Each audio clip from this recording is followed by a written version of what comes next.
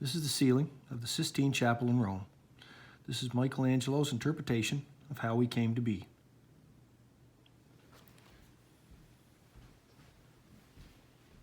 How's my favorite class today? Today in Global Geography, we're going to start the introduction into how the planet came to be. A long time ago, a student asked me, how did we get here? How did all this happen?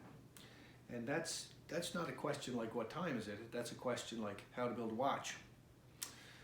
So I'm going to attempt to give you a little overview of how we came to this point in history before we start a lesson on the internal stratification of our planet and before we start a lesson on all the systems on our planet.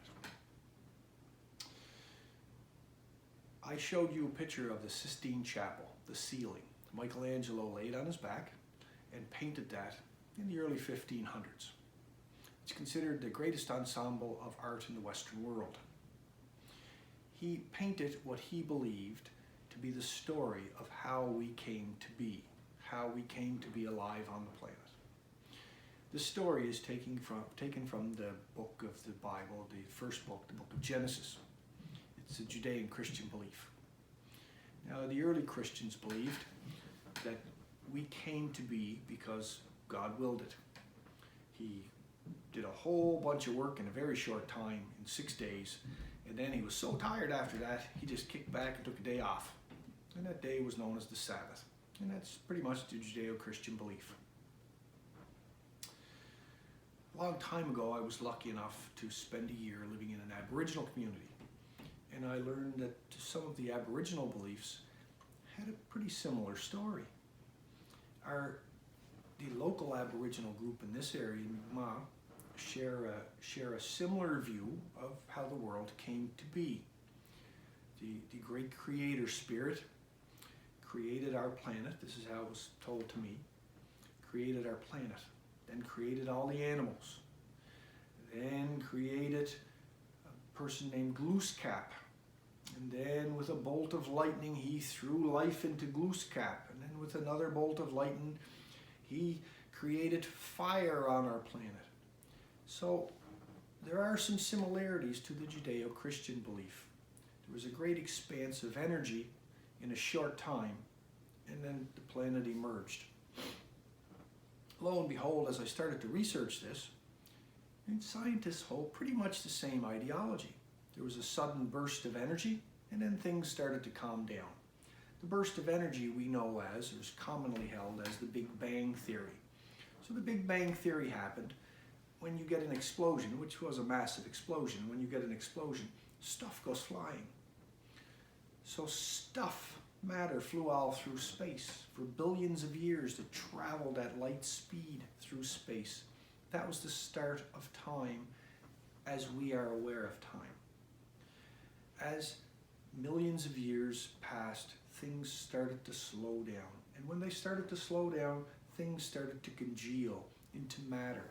Matter was formed, predominantly hydrogen, which is the most common element in the universe. As the universe was expanding, things were slowing down and congealing. Galaxies started to create. The universe is still growing, it's still expanding, and galaxies are still being created. Our galaxy is known as the Milky Way. It's a mid-sized galaxy from all references that I could source. How many galaxies in our universe? Well, that depends on who you ask. Some references say 50, others say 200. That's billion. 50 to 200 billion different galaxies. That's almost incomprehensible. So as the galaxies formed, our galaxy is the Milky Way. Our galaxy is a spiraling galaxy, which means it rotates around a galactic center. It has arms, and one of those arms is known as Orion's belt. And that's where our solar system is at. About 4.5 billion years ago, stuff like dust and ice and gases from, we think, old suns came together and congealed, and it took on a galactic spin, took on a bit of a spin. And as it started to spin, the matter started to compress. And as it started to compress, the more dense elements went to the center, the less dense went to the outside. And the less dense elements formed together sporadically to form planets, the 9 planets of our solar system. The more dense elements stayed in the center and formed a proto-sun, the very early sun, proto coming from the Greek meaning first. Our sun started and essentially gave life to our planet. Our planets came together.